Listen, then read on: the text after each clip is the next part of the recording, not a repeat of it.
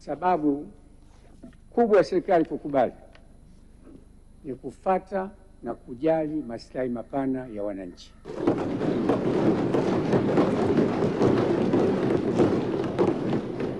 Na haya ndio maelekezo ya Mheshimiwa Rais. Kulikuwa na kero kubwa sana ya wafanyabiashara kulipa advance ili kupata clearance ya kodi.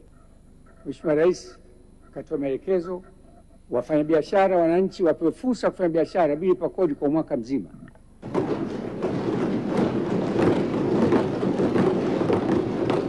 Huyo ndio rais anayejua maslahi ya wananchi wake.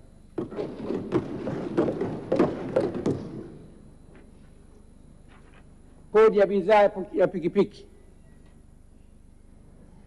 Mheshimiwa Rais anatambua pikipiki sasa ni chombo muhimu kwa maslahi ya Watanzania.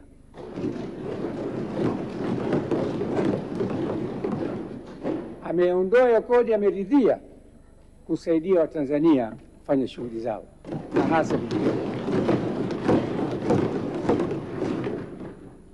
Huyo ndo Samia Suluhu Hassan, rais wa Tanzania.